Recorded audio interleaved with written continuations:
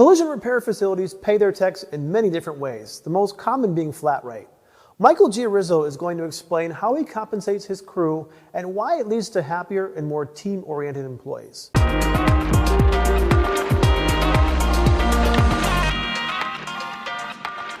So Michael, explain to me your compensation process. Yeah, so Jason, we do things pretty different than most. And we've got a process-centered environment where our vehicles are flowing in a set of sequential steps. Pretty tough to do in an individual commission-based or flat-rate world.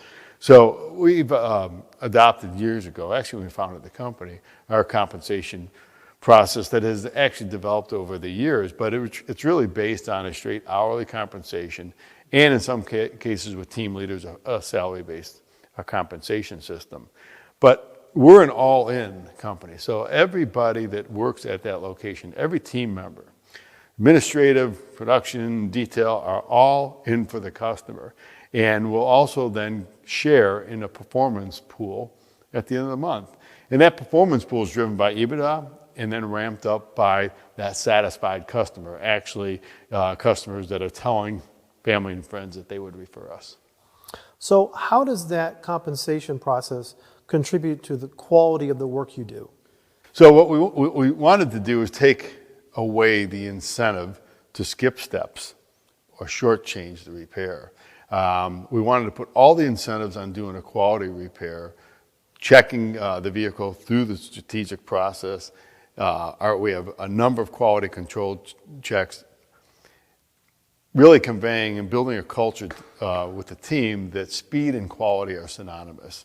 So by that I mean, if we are doing first-time quality in each step and it's never returning to that step, ultimately we will have speed. Doing 3 cars fast and then redoing one and 3 cars fast, redoing one is not speed. So Michael, you were telling me earlier that you're looking for a specific kind of tech that fits your culture. Does that mean you go over a lot of techs when you interview them, you pass on a lot of them, or you look outside the box at people that may not be a trained tech, but then you're going to bring them in your system and train them? So for our more mature stores, the stores that have been there for a while, we really have committed ourselves to growing from within. So we're looking at all of our team and helping to build their career. So we've identified different skill sets amongst our technicians, and we've defined those. And so there's a window of compensation in each skill set. And so each of the technicians can thoroughly understand how they get to that next level. But even at entry level, we're teaching basic skills in the very early parts of their career with us so that they can add value very, very early on in the process. And it just really becomes a understanding of where I'm at in my career and how do I grow. But we've had great success growing from within. When we open a new location in a market that maybe we haven't been in before, that becomes more challenging. Mm-hmm. And so we like it when we can relocate some people, at least the core of leadership, not only at the administrative level, but on the floor as well, and then start adding complementary people that can really buy into the culture.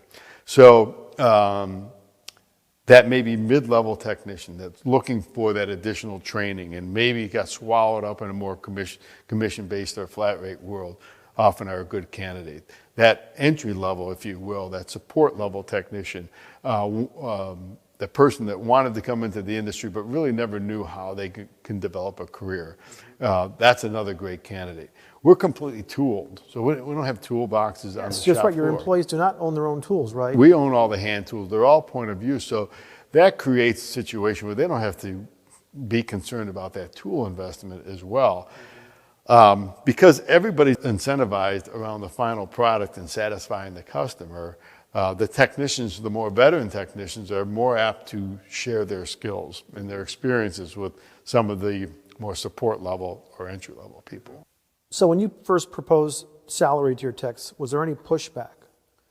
So it was very early years of the company. We actually founded the company with a salary-based or an hourly-based compensation system. But in some cases, we're actually taking over the existing dealer operations and we're converting it to our operations. So you're taking it over and there's commission-based or flat-rate technicians there. we also learned very early on that you better make that transition where they're 100% confident they're not going to lose any dollars. So typically we would take the last 12 or 18 months, come up with the best 6-month average and guarantee that in the form of an hourly or a salary-based compensation for 3 months. And if you had somebody kicking and screaming after 90 days and really fighting the process, that was another issue.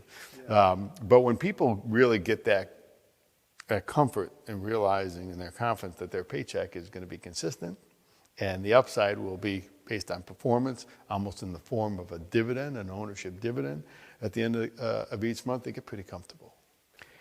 Evaluating compensation systems has to be done pretty carefully, right? And there's not something that's more sensitive than that when it comes to making change inside on your shop floor or for your business as a whole. People have to feel they're being treated fairly, not only fairly based on their change, but fair to everyone else.